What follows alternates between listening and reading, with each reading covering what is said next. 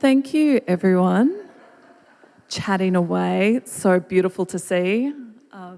I'm Marty Novak, I'm the Head of Visual Arts from RACV, and thank you so much for coming along today. I'm even more excited than usual because this is actually the first in-person event that I've done since probably November in 2019. So it's very, very exciting to see some fabulous faces here at Benalla Art Gallery. I just want to kick off with acknowledging the traditional owners of the land on which we're meeting and pay my respects to their elders past, present and emerging, and extend this respect to all Aboriginal and Torres Strait Islander people here who might be here in person or listening to this event later on. I will let everyone know that we are recording as part of our partnership with the wonderful team from MPavilion. This will be recorded and available online. So if you've had a really fantastic time today, let your friends know that they'll be able to check out this conversation as well. And please don't be shy at asking any questions towards the end as well. Don't be afraid of the cameras or that you're going to be recorded. And the same for my wonderful panel. Don't be scared, okay? Just to give you a little bit of background about this exhibition, this is the result of a partnership between Benalla Art Gallery, RACV and MPavilion. It kind of feels like it's been about 12 months in the making. We did have a variety of events that we were going to do, and then COVID hit. And like everyone else in Victoria and Australia, you know, we had to, I'd hate to say the word pivot, and change how we were going to do things. And I'm sure Eric, the director here, who we've worked with, I think that we've actually come out with something even better. And it actually gave us the opportunity to take the time to talk to the community and find out a little bit more about their experiences and put this exhibition together. So in a nutshell, we created a survey that went out to Benalla residents. You'll be able to see a lot of those responses at a screen around in the other little space there. And we really wanted to know, you know, what was the good, bad and the ugly during this time, and, you know, what they kind of rediscovered about themselves or relearnt as well. And there were some really interesting key themes, which you'll see in this exhibition. You know, the impact of physical distancing, of borders, you know, not being able to move freely and see your loved ones, what life was at home. And there is someone, and hopefully, well, they might be here today, someone who was saying that she was getting super organised at home, and even she was labelling everything, and almost her husband was going to get labelled if he stood there long enough. That one always kind of, you know, hits with me. But, you know, we took a lot of these responses and it built out this exhibition. And we've got wonderful works from the Benalla Art Gallery collection, which is one of the ones that I really love working with as well. And then 20 works from the RACV Art Collection, which is the first time we've sent out this amount of work from our personal collection out on the road. So our partnership is really about, with MPavilion and Benalla as well, is about getting out into the regions, talking to the communities and being able to amplify the voice of what's happening out there and provide some different opportunities and learn a little bit more about each other as well along the way. So along with that, I have a fantastic panel here today. I was joking to the panel that I nearly did wear black and white today as well, but decided that I would keep it uplifting in red. So normally, as anyone who's familiar with Melbourne gallery scenes, we're always in black, but they look fantastic anyway. So to the far end there, we've got Sally Matheson, who some of you are likely to know, because Sally has lived in Benalla for 21 years. She's a qualified speech pathologist, and she's also the Education Benalla Program Manager at Tomorrow Today, which is an independent foundation, and we've been doing some work with them as part of this exhibition. And Sally's role is working with families, schools and the community to ensure Benalla's children and young people can achieve their potential in school, work and life. And outside of work, she's an active member of the Benalla Rose City Band and the Rotary Club of Benalla. So I'm sure that there's lots of people who know who Sally is. In the middle, we've got Kirsten Burke. Kirsten actually has an exhibition at the end of the gallery space, which closes today, so we're very lucky to have her here. If you haven't had a look at it as yet, highly recommend popping in to see it before it closes today. Kirsten creates immersive environments by combining and manipulating unconventional materials such as fire, ash, bush debris, and hard rubbish into sculptural ephemera. Her work fuses painting, drawing, and sculpture and revolves around her concern for environmental and human crisis and the redemption found in transforming our losses. She's pretty much exhibited everywhere, and I think Benella's very lucky to have had her beautiful solo exhibition here. And she's held in many, many private collections within Australia, Europe, and America. And then just to my left here, I have Annie Rowland, who is the Community Engagement Coordinator for Live for Life. Annie has been working with young people for over 25 years. She's worked across a range of settings, including youth support, community development, and project management. She brings strong youth participation practice, and in addition to her work with young people, she's had extensive experience in delivering teen and youth mental health first aid as part of the original team involved in Mental Health First Aid Australia. She has a long-standing and dedicated interest in increasing the capacity of rural communities to build partnerships and respond in meaningful ways to young people's mental health and well-being. And she's also the Deputy Chairperson on the Macedon Ranges Suicide Prevention Action Group and believes that everyone has a role to play in suicide prevention. So we've got some people who are very connected to this community, which I really appreciate coming on board. And also Kirsten is a bit of a rural kid like myself from back in the day. We know the importance of connecting with our regional communities. But to kind of kick off the panel discussion today, I just kind of wanted to talk about one of the things that sort of came out of the survey was we saw that people were taking advantage of getting outdoors when they possibly could and exploring nature. And I know that this was something that, someone who's living in Melbourne, we felt very, very important about, that we needed to kind of get out there on our, 1 hour of exercise a day and connect with nature. So I'll put this one to Kirsten. How important do you think it is for us to connect with nature in terms of, I guess, our sense of well-being? Hi, everyone. Is that okay? Can you hear me? I think it's everything in some ways. I mean, I grew up, like you said, I actually grew up in Beechworth, so I'm really familiar with this area. It's a really beautiful area.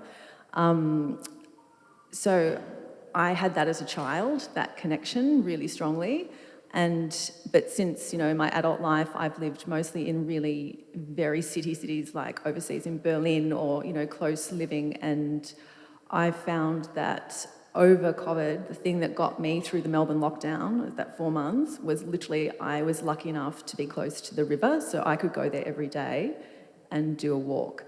And in terms of mental health and how that affected people, I had friends that lived overseas who were in very small spaces, didn't have access to nature or land, and it really took a toll. So I just think it's so important that we have that connection, and I think people really re-found that connection. And in Melbourne, you'd find people walking in really strange places. People were really exploring the city in different ways, and I thought that was really interesting because people were really seeking it out. Yeah, there was, I want to say it's in Northcote, there was a golf course that kind of got taken over by the locals as a space. And I know, I'm not sure if it'll end up going back that way because I think everyone's been loving using it as parks, but I think it's really, highlighted the need for those sort of open spaces as well. I'd be interested to know, Sally and Annie, living more regionally, did you think people were seeking out that sort of sense of nature, or they're just like, we have it all the time? Oh, absolutely agree. I mean, we've got the lovely lake here in Benalla and the walking path around the lake, and I would go around there at least once every weekend during the lockdown, and the number of people that you would see out and about, whether they be walking, riding bikes, families enjoying time together, and people having socially distanced walks. So you're allowed to have one extra person apart from someone from your household, but that could often be, you know, a few people because there'd be two people in front and two people behind. Very creative ways of getting out and about. I would say the same is true for us. We moved our family from Metro Melbourne to Macedon Ranges 17 years ago, and I've never felt more grateful for the natural landscape that we live in. And I know I've got family that were in Melbourne having a very different experience. We used the opportunity to get out more regularly, and it was really evident across the walking tracks and even up on the mountain. The more people were doing exactly the same thing, so it was really social.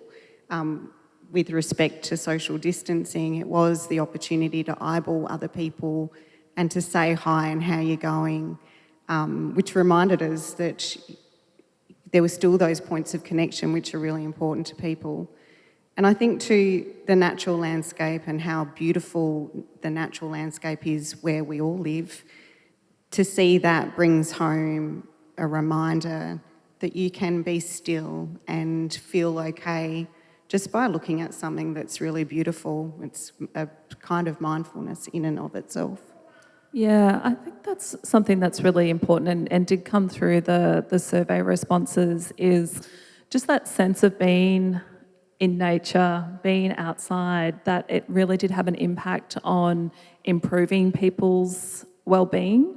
And, you know, we may not necessarily have intentionally thought, oh, you know, I'm feeling a bit sluggish, you know, a little bit down, I'm going to go outside. But I think it's just almost like something that's hardwired into us as humans, that, you know, going outside, getting some fresh air, you know, even for us, taking our masks off, which we'll all be doing very soon, you know, it just kind of lifts your mood. Well, it's a state changer. It really is. You know, you change your environment, you walk into a different space. I'm always encouraging of anyone who feels like kicking off their shoes and going standing in the wet grass. And, you know, by doing that, you're inviting not just your body but your mind to travel. And it is quite often the exact thing that you need, and everybody's got access to it. So that's a beautiful thing to have, where you can sort of change your thinking. And I know for those that were working from home as well, it was a great apostrophe for the day, either the beginning or the end of the day, to move outside of their workspace and to be able to change their state, change their thinking, prepare them for the day ahead, or indeed disconnect them from work and back into their home. So I think it's, I think lots of people took advantage of it, that's for certain. Yeah, I know one of the quotes that we captured in the exhibition just up here is just also going out and having that sense of discovery. And, you know, someone had sort of said that they, you know, learnt to be still and look at things more closely. I've stopped rushing and I've explored Benalla and Northeast Victoria. And just that sort of sense of curiosity of, you know, where does this road go and what's around the corner? I think that was something that a lot of us really rediscovered because, you know, maybe our everyday was feeling very mundane, being in the same space, being able to go outside and just discover something new was very important to us. Kind of makes me think a little bit, you know, as artists, you know, having that sense of discovery, throwing yourself into your work. Kirsten and I had done in conversation, was it mid-year? Gosh, it feels forever ago. Yeah, about her exhibition. And I'd be curious to know sort of how you've found your practice during this time. I know you had some plans to go, and, you know, you ended up staying in Australia, and, you know, how that's all sort of came out, and how just having the art making perhaps helped work through those stages. I think for me, that the art making it's just the most brilliant tool to navigate real life. To me, they're pretty much the same thing. And I see it with anyone who indulges in any creative act, that there's so much to learn through the act of creation. And I was thinking a lot about, to me, to engage or to participate in art making is to dive into the great unknown. You just don't know where you're going to end up. And I think life is pretty much like that as well. And I think also I always make plans with what I'm going to make, what I'm going to create. I've got it all in my head. But it never goes to plan, and there's a whole heap of things going on in that process that require me to be flexible and to take risks and to problem solve and to use my intuition. I mean, there's a million things going on in the creative act. It doesn't matter what you're doing. And I just think that all those things that you're doing in that process are just such great tools for resilience in life. Like, to be the thing that's come out for me, because I was meant to move to Berlin to live 2 weeks before the lockdown, and I'd sold all my stuff, and my partner and I were pretty much had the suitcases in hand, and then, okay, you're not going. And the biggest thing for me last year, coming into this year, is flexibility. If I can be flexible, I think that is one of the greatest tools of resilience that we can have, because I've got all these plans and they never work out, actually.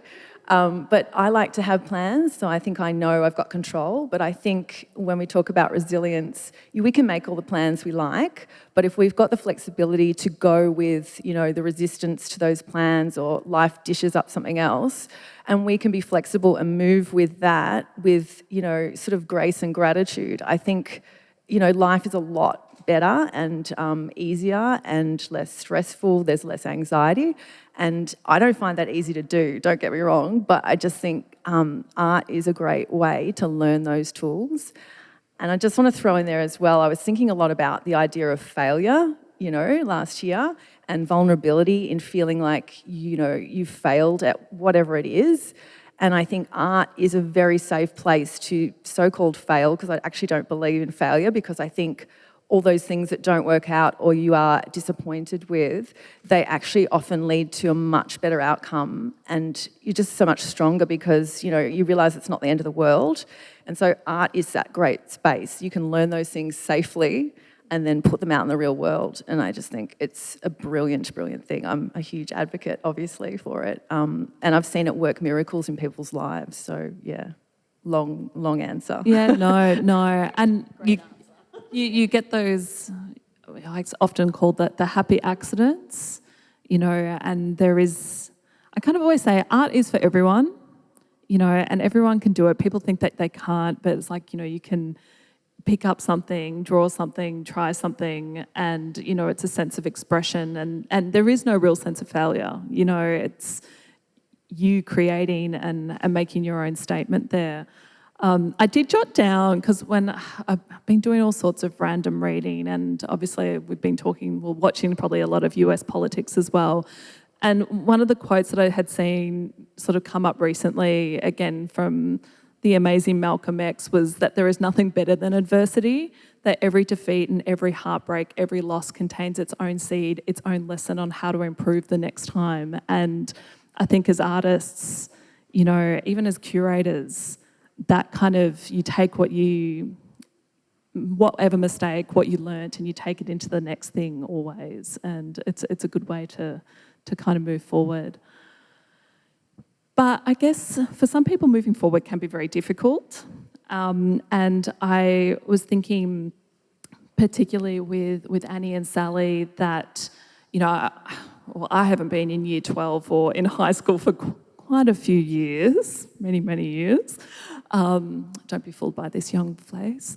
But I was thinking just how tough and what a completely different experience, this time has been for young people, and both of you work quite closely with young people in the area, and I wondered what's some of the things that you've sort of seen, and how people have been feeling about their future, and not perhaps necessarily having their peers support God, how are they working it out? Something that came very apparent to us very quickly was that young people were experiencing screen fatigue. And that was a real surprise for us at Tomorrow Today, because we know that young people are always on their phones and always on Instagram and Snapchat, and some use Facebook. And we found that with our programs that we typically run within group settings, we could no longer do that because of social distancing and COVID restrictions. So we started to move things online. And we found fairly quickly that young people were dropping off from their engagement online. They'd been engaged all day through school, and the last thing they wanted to do after school was to engage in more group-type structure. So the way we moved from that is, in the second lockdown, we brainstormed as a team and thought, well, how can we connect to the young people? And we came up with the concept of what we call a walk and talk. And we ran this with our families, with children aged under 5, and also ran it with the young people themselves, where we'd meet up with them down at the Botanic Gardens here in Benalla or at the Adventure Park and go for a one-on-one walk with them. Hear from them, how are you going? Just having that personal touch with them.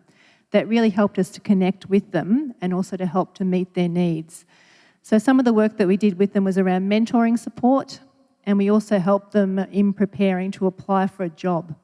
So typically when young people are in year 9 and 10 at school, they have the opportunity to apply for part-time work. That wasn't available this year. They also have the things to look forward to, such as parties, such as gatherings with young people, such as being able to explore, maybe I might like to go to university, maybe I want to go to TAFE, maybe I want to do a school-based apprenticeship. There was that hope was lost for young people, but through that connection, through our walk and talks, we were able to keep that hope going. That's such a great idea, and I think something that, could go into all sorts of different avenues. Because I was saying today, I actually haven't been into the office or been with my colleagues, other than setting up this exhibition, since March last year. And, those sorts of just conversations near the desk, catching up for a coffee with someone, just nearly had 12 months of not doing that. It's very, very strange. And do you want to talk about perhaps, how you've seen it, and particularly like how people are seeing their future, when things can seem quite dire? I think uncertainty can unravel even the most resilient creatures. And when you don't have certain things to stand on, and be able to reasonably predict what's going to happen next, it can be really disconcerting. I think some of the things that I observed across the 6 rural communities that we work in is that young people are not a homogenous group and they respond really differently. And I saw evidence of some young people really thriving during COVID and remote learning. And I think for some young people who perhaps might already experience certain anxieties, social anxieties, going to school can be really, really tricky. Education systems can be really hard places for young people. And I know that some of them really enjoyed the quietness and being able to direct their own learning during that remote time. And then the other end of the spectrum, of course, was represented where young people who perhaps were not living in, fabulous homes, and parents' income might have been impaired as a result of what was going on for them, increase in family violence, drug and alcohol use, those sorts of things. And of course, our rural communities were not immune during this time to all sorts of mental health crisis, including suicide. So I think that we could see that whole gamut of the continuum was being played out depending upon what people's life experiences are and who they had around them at the time. And I think that schools, whether young people enjoy being in them or not, they offer a layer of protection that if you remove that daily layer of protection, it may well be a completely different experience for a young person where there isn't an adult in their life that's checking in on them. Part of the Live for Life model being implemented in rural communities is the delivery of mental health education to students. And during COVID lockdown, when schools were remote, we were unable to deliver those messages because it's unsafe to do so with the particular mental health education that we've decided as a program model to implement. So we too pivoted and had to very, very quickly work out a way to deliver messages, because at the same time, young people needed to hear those messages now more than ever. So we repurposed some philanthropic funding that we had and developed a whole suite of 6 new films that were built in a way that were completely safe for delivery. So if it was a young person who was at home on their own with limited support, that we knew that the delivery of the messages, which were really sort of more upbeat, more positive, not necessarily talking directly about suicide, that they would be able to interact with those messages and hopefully get something out of it, and certainly be able to navigate, if they were experiencing difficulty, where they might go for support during that time. So we noticed everything. It's a big group of people with really unique sets of experiences. That's, I know, I mean, everyone doesn't fit into a, one-size-fits-all approach, and it's really interesting to know that, some people thrived. I'm sure that there's a lot of introverts out there that were very excited to stay at home and have that quiet time, but, other people who haven't sort of been able to deal with that so easily. One of the other key themes that kind of came out of the survey that really sort of struck us, and I kind of joke about it a little bit, but, that people really, really missed hugs. And Eric and I were sort of talking about it. They weren't sort of saying that they missed, touching people or being with people. It was about hugs. And I know that there's a bunch of research that sort of says that, hugs are great for your mental health and your well-being.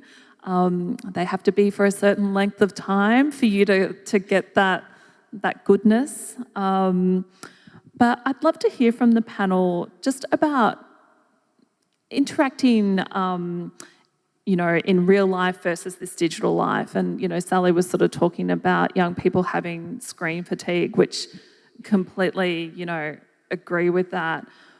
But I wonder if we sort of think that now that we've gone through this experience and we're kind of coming out of the other end, do we feel that seeing people and having human contact is more important than ever?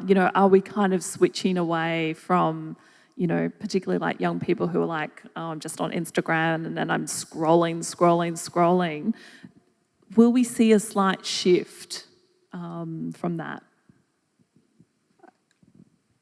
So my work is rural, so technology lends itself for me to be able to get where I need to be when I can't get where I need to be, if that makes sense. So I hope that technology doesn't completely disappear from a landscape that we now understand is completely possible and completely doable, because I think it does lend itself to the rural experience.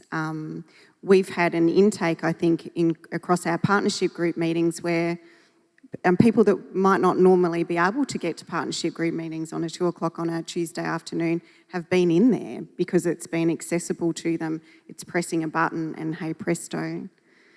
I think from a sort of partnership brokerage perspective, which is a good deal of the work that I do, it's the incidental stuff that you get face to face. It's the talking and getting to know who the people are. There's no room for that really, I don't think, in terms of the way that we've interacted with technology. It just doesn't lend itself to that. I think you can do a whole lot more face-to-face. There's a whole lot more that you give of yourself, which is why we're all probably going to go home tired after today, because we are giving a different energy when we're face-to-face, and you're paying attention to a lot more things when you're face-to-face with people. So I think there's a place for it. I'm really glad we had it and have it, because we had it before as well. We just probably weren't using it with the same level of enthusiasm.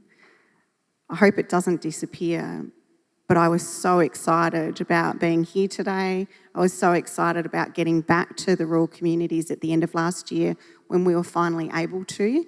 And just from a young person's perspective, the excitement about going back to school at the end of last year and even those Year 12 students in particular, having some of those rites of passage, valedictory, those sorts of things that they'd missed out on, I think it was really important to them in terms of their ongoing socialisation, finding out who they are, building that sense of identity, and feeling good about a year that they could never have envisaged, ever.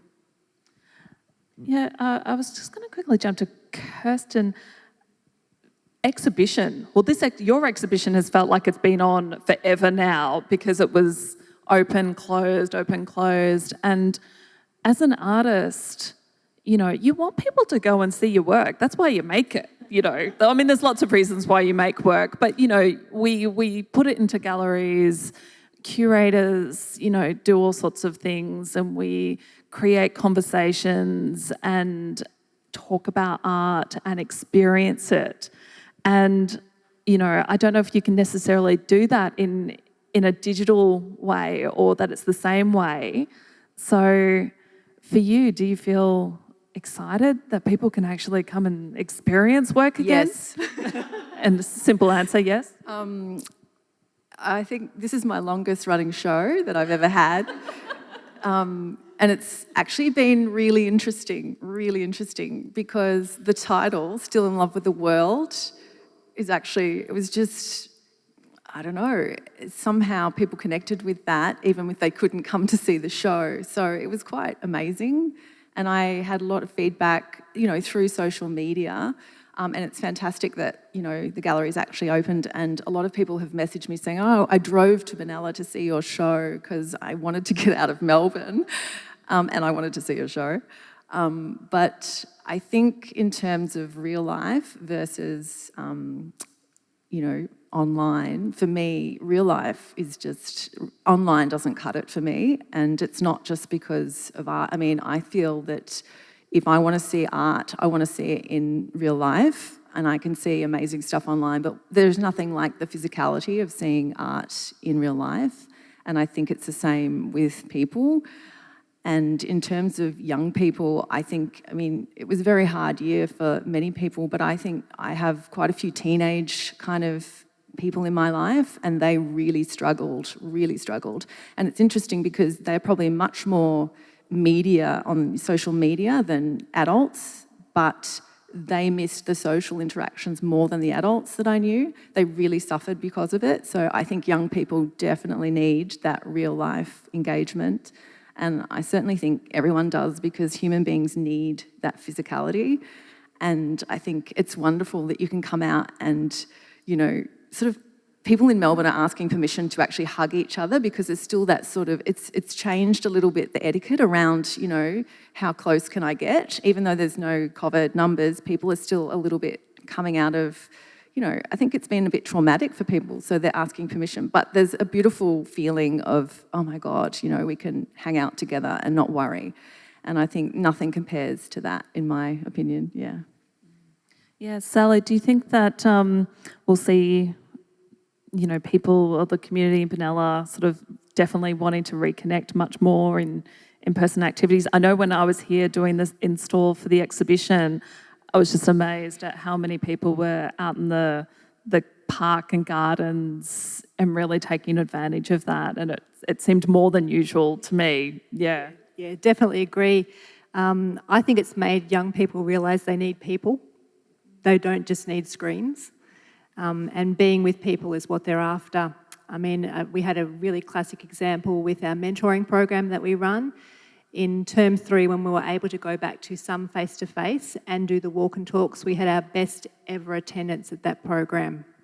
The young people were just hanging out to be with each other and to connect with adults, which was really exciting. However, I've seen the other side of things. Being a Rotarian, the average age of our Rotary Club is 74, and our Rotarians have just embraced Zoom and want to continue to meet on Zoom, which absolutely shocked me. But I find with meetings virtually, whether it's on Zoom, Microsoft Teams, whatever you're using, I find the conversation is very stop-start. You can't make personal connections. And I know certainly in the numerous meetings I went to, and some days there were up to 4 meetings on Zoom, that people don't ask questions. That you have your business in the meeting, but there's no actually delving into what's actually happening. Yeah, that's interesting. I think we're all definitely kind of getting to that Zoom fatigue, and there is a bit of a running joke about being on mute. Are we going to be coming back into real life, going, "Am I on mute? Do I talk now?" I think we're going to have a bit of social awkwardness for a while, but I think it's been, coming out of this experience, and definitely from the survey as well, there was a lot of things that were just really unexpected. And I think, also like Kirsten was sort of saying, we don't really know what was going to happen, and you kind of just go with the flow on a few things. And I was sort of thinking about, there was another one of the quotes from the survey that was sort of talking about sort of appreciating the simple pleasures, and that sort of sense of mindfulness. And coming out of the other end, it just made me wonder, what have we learnt, and what tools, can we embrace to be more resilient when things do happen? Whether it's, RACV, we've been working with bushfire communities, we work with young people, we work with a really broad range of people. And I just wondered, do you think there's time for us to slow down and be at home and sort of reevaluate what we do? Do you think that's helping us build our resilience, or what tools do you think that we can embrace to help us deal with these things further on? Because, let's face it, there's always going to be adversity at some point, whether it's COVID or a bushfire or a drought.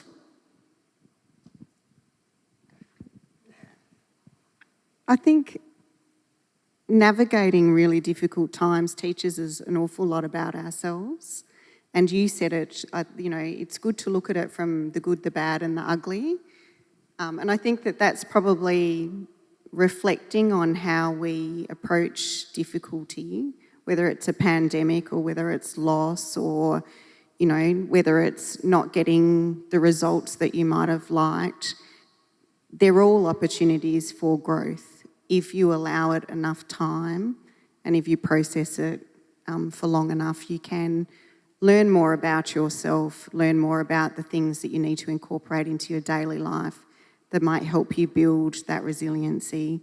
You have to navigate difficulty in order to work out who you are and your position in the world. It's part of it. So I think that there are opportunities to take some of those learnings and put them into everyday practice in life. And I know that stopping, or being present actually, and I think that those people who really struggled with the uncertainty that the pandemic brought with it, being present was how they were able to manage that, which was, a young person once said to me, I'm not really thinking about the what ifs, Annie, I'm thinking about the what is's, and I'm just here. I'm trying not to think about what it will mean if I don't get the result that I need this year. I'm trying not to think about what university might be. I'm trying not to think about what getting a job might look like. I'm just trying to be in this moment. And I think that that's a real skill, and it requires a lot of practice. Meditation was a big one that I think came out in terms of encouraging not just young people, but all the people that Live for Life is engaged with, because it's about making sure that community are engaged in keeping an eye out for young people and stepping in if they notice anything. And being able to self-care is important, and meditation seemed to be, people were having a crack at meditation that perhaps weren't ever thinking about it or hadn't entertained it before. And that space where you can experience nothing, that's an extraordinary way to reset. So I think that there's been all sorts of experiences that we shouldn't be in any hurry to let go of. I read Julia Baird's Phosphorescence during lockdown, being able to take and look at beautiful things and let that fulfill you and make you feel certain things that are really positive, being still, living with gratitude every day. It's a great recipe, I think, for resilience, is being present, being grateful, and being able to give to other people as well, which I think we saw a lot of evidence of during COVID as well. People were really generous when they could be. Yeah, I know definitely as part of this project, we've really noticed that being part of a collective experience and knowing that this isn't just happening to you, it's happening to everyone has really kind of helped many people navigate and build that sort of sense of resilience as well. So yeah, that really sort of came out through the survey responses. Did anyone else want to? I think it was also about getting back to basics and realising that you can maybe prepare a meal without rice and pasta, the things that went off the shelves really quickly. And the toilet paper issue, of course, happened in Benalla as it did everywhere else across the country. I know of families that started up vegetable gardens for the first time and were upskilling their kids on how to grow from scratch and then enjoying that produce being cultivated in their backyard and using that for cooking. So it's really just getting back to grassroots. Families learning to play games together at the table and not having to rely on screens. There was a lot of, apparently jigsaw puzzles was like a huge thing. I don't know if anyone did any, but I know apparently they were selling out. So there was a lot of, very non-screen entertainment. And something that we did that was a huge hit with our families during the second lockdown is we put together activity packs for 0 to 5-year-olds. And their first week we started with about 30 packs. They got up to close to 90 packs each week that were going out. The families would meet our staff down at the park or we'd do home drop-offs. And then the families would post pictures of what they created together onto Facebook and really proudly share that. That's amazing. Yeah, I think, Annie, what you were sort of saying about that sort of, slowing down, being present and, looking at beauty, for me has always been why galleries and art is so important, and I think why people couldn't wait to get back into exhibitions. I will say that I have been very excited that, a lot of the big institutions and their big shows now have timed, you can go in with less people. That's one positive that I think has come out of this. But, I think it's really just goes to show also the strength of community and connections, and I think the strength of art and beauty as a way to be able to process your thoughts and learn from it during this difficult time. I might open up to the floor very, very soon. We've got about sort of 10, 15 minutes, and happy to take any questions or comments, even if anyone's got a story that they want to share. We're in a very conversational mode today. If you want to put up your hand, we do have a COVID-safe mic for people to use. Thank you to all the panellists. I just wanted to ask a little bit about this notion of belonging to two places or having a sense of home that isn't fixed in one location during a time when you probably were fixed in one location, and if the panellists have any experience of how they dealt with that, maybe Kirsten, based on your plans to move overseas, how people deal with just being in one place when they might feel they belong to more. Well, yeah, our home has become everything, hasn't it? It's been the office, it's been a place for exercise, if you're doing yoga or anything in the house. Yeah, it has been everything. I'll speak on that. So for me, it came back to gratitude. It's been mentioned, but, people can go, gratitude, but real gratitude get you through a lot, I really think. Because even though I didn't get to go overseas and, I probably will later down the track, but, I just came back to, I ended up living in an amazing place during the lockdown. It just came to us. Some friends were overseas. We got an amazing place to stay at. It was brilliant. my husband and I just had the best time over that time because we actually spent time together and we slowed down. There was just a million things that were really great about that time. And in some ways, it could have been better to have that time before we did move overseas, you know, so it was just sort of looking at it from a different perspective.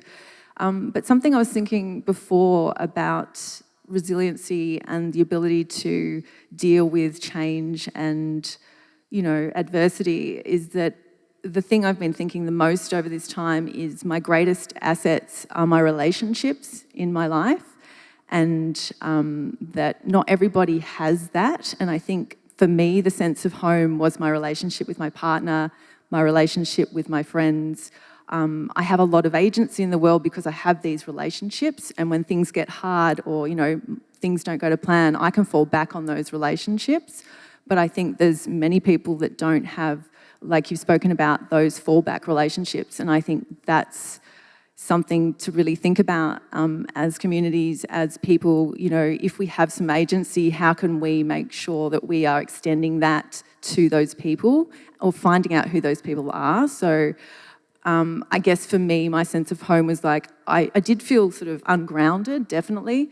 But in the bigger scheme, I was just so grateful for those relationships, and that security came from that for me, not really, it wasn't bricks and mortar, it was those relationships. So I was really hyper aware of, you know, and in Australia, we're very, very lucky. You look at what's happening in the rest of the world, it's, you know, we're so lucky here.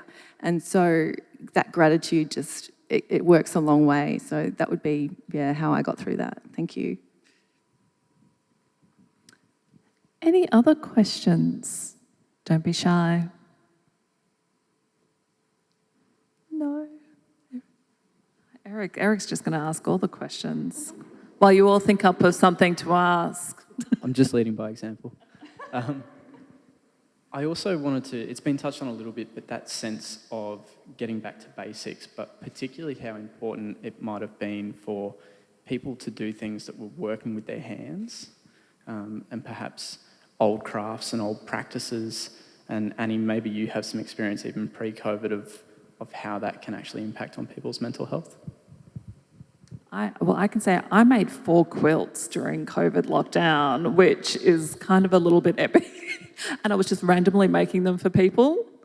Something to be said about that sort of handmade quilts, very comforting for people, though I was getting slightly annoyed with Australia Post as to how long said quilts were getting delivered. But yeah, a bit like a hug, you know, if you can't be with people. This is going to sound quite bizarre. I also quilt. But I'm part of a whole women's network that quilt.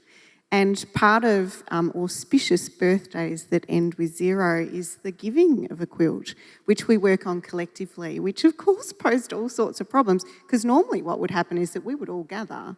We would all gather and sew together collectively. And for me, sewing originally, because I didn't have a sewing bone in my body, was about pouring and drinking champagne.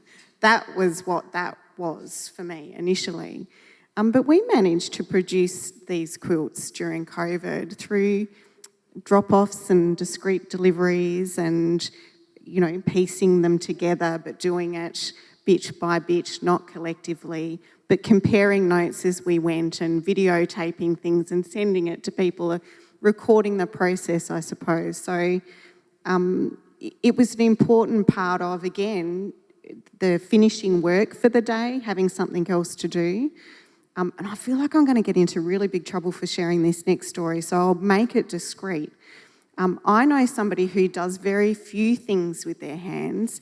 He's an engineer. He built a deck during COVID with a young apprentice. And I think for him, I'd have to ask him specifically, but the motivation was, yes, getting out of the laundry door, but the motivation, I think, also was to disconnect from work and to have some other way of occupying his mind and transferring himself into a different environment that was outside of the house that he was living and working in. And also having a sense of accomplishment during that time and something to research and, again, another growth experience, achievement. So I hope I don't get into trouble for sharing that story because it's being recorded. But I thought it was this brilliant unfolding of this new skill set in someone. It was lovely. Yeah, I think people really embraced doing things, and I think it's because it's, a different part of your brain that you're using rather than sitting doing Zoom meetings, whether it was, baking for a lot of people or gardening, all the jigsaw puzzles or things like that. I think people were very much wanting to use their hands and yeah, that sense of achievement, coming out and just going, I've got something to show for this time. Sorry, I'm giggling away because his deck was fantastic, but his bread wasn't so good. Okay, well, I'm going to throw it out if there's one last question at all. Everyone's very oh, we have one. Excellent. We've warmed you up. Just to keep it going. I'm just wondering, you've shared many stories and reflections, but I guess what I'm really interested to know is what you feel was your biggest learning over the year that we've just had. You've all touched on it with relationships and, learning new skills and so forth, but I'm just intrigued if you were to pinpoint one key learning that you are willing to share, I'd just be really interested. Thank you. Definitely relationships, the importance of listening to the community and responding to the need in a really timely manner. It's a hard one. It's the one thing that's struggling with the one idea, or that the only time we have is it here now. I think that that's probably something that I understood, or I thought I understood, but I think I understand it more now. And yeah, it's that being present, turning up, that it's all it is here. This is it. Yeah, I think it kind of perhaps goes on with what Kirsten was saying, but that everything that you do is okay. You can have a completely lazy day and just binge watch Netflix if that's kind of where your brain is, or you can have a really productive day. It actually doesn't matter. There's so much more other important things out there, and not to be too hard on yourself. I'd just like to add that I just feel like there's no such thing as fail. I'm ditching that word because I think that's part of mental health as well, as that, in our Western culture, there's such that, we've got to do this, this and this to succeed, to do this, to achieve. Well, actually, do we? And I think, to reassess what are our values, what are our priorities. Many people have had to reassess these things. And it has been really confronting to reassess those things. And the thing just going forward into, where everyone goes back to work and life goes back, we don't have time to make a jigsaw puzzle or to sew a quilt. So how are we going to implement smaller, incremental rituals through our days to remind ourselves that we don't need to go back to the insane levels of stress that many people were operating under? Because even before COVID, I was like, this is not a workable situation. You just see so much stress. So how do we, that's my question for myself, and I guess for my world, is how do I maintain that and how do I share that when, we've got to do our jobs and all that stuff, but how can we maintain that when we don't have infinite time, So that's a real challenge, I think, and an exciting one to me too, yeah. I love that we're even engaged in a conversation around mental health. This wouldn't have been a conversation that we had 10 years ago. The idea that a pandemic would actually upset you mentally we would have been so bogged down in the physical ailment that we wouldn't have even been thinking about mental health and wellbeing, and that we have arrived in a place where it is on the forefront. It's the top priority in the education system. It's the things that, people are doing modelling around. What will the impact be of this pandemic on people's mental health and wellbeing? That we're very fortunate to be living in Victoria, where a Royal Commission findings are about to be handed down, and there'll be, presumably, the greatest investment in mental health that this state's ever seen. The fact that we're open to having those conversations now fills me with absolute joy, because we have to. We absolutely have to. One other thing that somebody said to me, it was a young person again, was you can have all sorts of ideas and expectations. What the pandemic taught them was around holding ideas really lightly and being really willing just to let them go and figuring out a different way. And that's resilience right there. It's about signing up to something and it going, hey, this isn't what I thought Year 12 was going to look like. And I have to let everything go and I have to figure out, problem solve a different approach. And if that doesn't work, I'm going to have to figure out another one. And that's a wonderful skill set to have when you're 16, 17, 18. Imagine what that looks like when you're 35, 40, 45. It's brilliant. Definitely. And I think, we really felt putting this program together and this exhibition, you kind of just had to throw things up in the air and just go with it sometimes. And that's okay, you go with it. Well, I want to thank the fabulous panellists for coming along today. And it's been so amazing to be able to hear from each one of you and also the communities and people that you represent. And I'm sure that the audience has really, enjoyed. And hopefully this has kind of made you feel a bit light, that you've got some, tools, or you coming out going, yeah, I completely agree with, that's how I felt. Maybe I was a bit crap at making sourdough bread. That's okay. But maybe you built a great deck. Sounds like there was some quilts made. But I want to say a big thank you for coming along. There will be a bunch of other programs that we're going to be doing as part of this exhibition and as part of the AMPLIFY program with MPavilion. And, any chance I can get to come back to Benalla, I'm always here. So thank you very much for coming along. And we do have a tiny 3-question survey. If you could give us a response, it really helps us to continue to support these programs. We've got some people with iPads, or if you want to leave your email address, that would be fantastic. Again, thank you so much, and I look forward to coming back and getting to know you all a bit better. Thanks. Thanks, Marty. Thank you.